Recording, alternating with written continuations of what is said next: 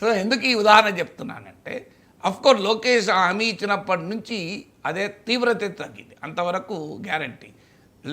ఇప్పుడు ఇక ముందు మీ పైన ఎవరేమన్నా నాకు పంపండి అని ఆయన జై చెప్పాడు. నాకు లోకేష్ ఇన్స్ట్రక్షన్లు ఇచ్చారు సార్, నాకు కూడా లోకేష్ గారు మెసేజ్ కూడా పెట్టారు, sir we will take care అని. సో అందువల్ల అప్పటి నుంచి తగ్గడం మీద తగ్గినాయి, అనుమానం లేదు. సో ఆ రకమైన థ్రెట్లు ఓపెన్గా తగ్గిపోయాయి ఆ అన్న మాట, ఆ లోకేష్ అష్యూరెన్స్ ఇచ్చాక. మరి కానీ వారిపైన కేసులు ఏమైనాయి? వారు అంత నీచంగా మాట్లాడిన వాళ్ళపైన, చంపేస్తామని బెదిరించిన వాళ్ళపైన, అందులో ఒక వ్యక్తి అయితే మంగళగిరిలో ఉంటాడు, మనం కూడా చూపెట్టాం ఒకసారి. సో అందువల్ల కానీ లైవ్లో చూపెట్టాము, మాట్లాడాము, అంత ఓపెన్గా ఎవరి మీద ఏ కేసు లేదు. లోకేష్కి పంపించాము కానీ ఎక్కడ ఏ కేసు లేదు. బహిరంగంగా పబ్లిక్ డొమైన్లో నాలాంటి వాడు చెప్తున్నా కూడా. అంటే అందుకే నేను అనేది ఏంటంటే, ఒక పరాకాష్ఠకు చేరి అతి దుర్మార్గమైన సభ్య సమాజం అసహించుకొని తెలుగుదేశం పార్టీ కార్యకర్తలు కూడా సమర్థించలేని దుర్మార్గమైన భాషలో ఆ కిరణ్ అనే అతను పోస్టులు పెట్టాడు. ఇంకో మార్గం లేదు. టీడీపీలో ఉన్న మహిళా నా కార్యకర్తలు అది చూస్తే వాళ్ళే మొదలు తంతరు, అంత కోపం వస్తుంది వాళ్ళకి. మహిళా కార్యకర్తలు లేదు కాదు, ఈవెన్ మెన్ అయినా. సో అందువల్ల సభ్య సమాజం అసహించుకునే స్థాయిలో సభ్య సమాజం తెలుగుదేశాన్ని అసహించుకునే ప్రమాదం కూడా ఉంటుంది అది వదిలేస్తే. ఇలా టీడీపీ రియాక్ట్ కావడానికి కారణం ఏంటంటే, అది పబ్లిక్ డొమైన్లో ఆ భారతి గారి పైన అన్నవి వింటే అసలు తెలుగుదేశం అభిమానులు కూడా ఆ పార్టీని అసహించుకుంటారు, ఆ స్థాయిలో ఉంది. ఇలాంటి పరిస్థితుల్ని తెచ్చుకొని జగన్ 11 సీట్ల పరిమితమయ్యాడు. ఇప్పుడు జగన్మోహన్ రెడ్డి అధికారంలో ఉన్న సమయంలో చంద్రబాబు నాయుడు సతీమణి గురించి చేసిన దుర్మార్గమైన వ్యాఖ్యలు, నీచమైన వ్యాఖ్యలు ఆ రోజు కూడా ఖండించారు. చంద్రబాబు నాయుడు లాంటి నాయకుడు కన్నీళ్ళు పెట్టుకున్నాడు, మామూలు విషయం కాదు. అది పబ్లిక్లో ఏ రకమైన మెసేజ్ పోయింది? జగన్మోహన్ రెడ్డి పతనానికి ఇది ఎంత కారణమని నేను పర్సంటేజ్ చెప్పలేను, కానీ ఖచ్చితంగా పబ్లిక్ పర్సెప్షన్ల పైన జగన్మోహన్ రెడ్డి పట్ల ప్రజల వ్యతిరేకతకు ఒక సిగ్నిఫికెంట్గా కంట్రిబ్యూట్ చేసి ఉంటుంది. ఎందుకంటే మన దేశంలో కొన్ని కల్చర్ ఉంటుంది. ఒక నీకన్నా వయసులో పెద్దవారు, నీ తండ్రితో కలిసి రాజకీయం చేసిన వారు, రాష్ట్రాన్ని 14 సంవత్సరాలు పాలించిన నాయకుడు, జాతీయ రాజకీయాలను ప్రభావితం చేసిన నాయకుడు నిస్సహాయ స్థితిలో కన్నీళ్లు పెట్టుకోవాల్సిన పరిస్థితి వచ్చిందంటే గుండె తరుక్కుపోతుంది కదా, మామూలు విషయం కాదు కదా. సో అది జగన్మోహన్ రెడ్డిని దెబ్బతీసింది, గ్యారెంటీగా దెబ్బతీసింది.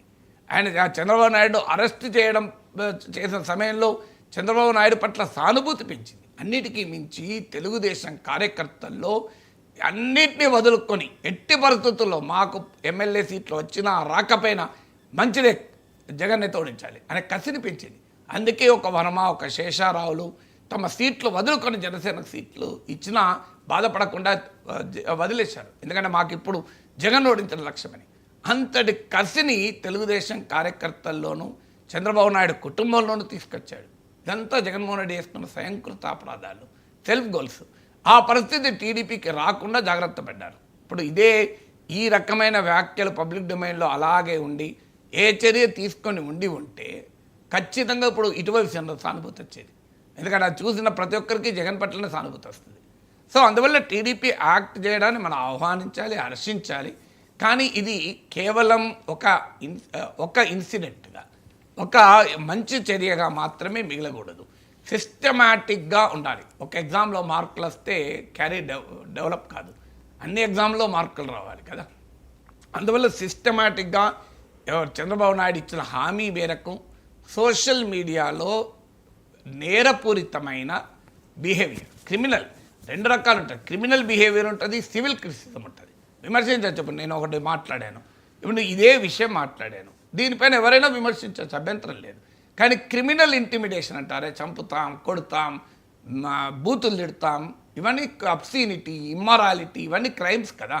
మన చట్టాల ప్రకారం, భారత న్యాయ సంహిత ప్రకారం ఇవన్నీ ఇమ్మొరాలిటీ, అబ్సీనిటీ ఇవన్నీ చట్టాలు కదా.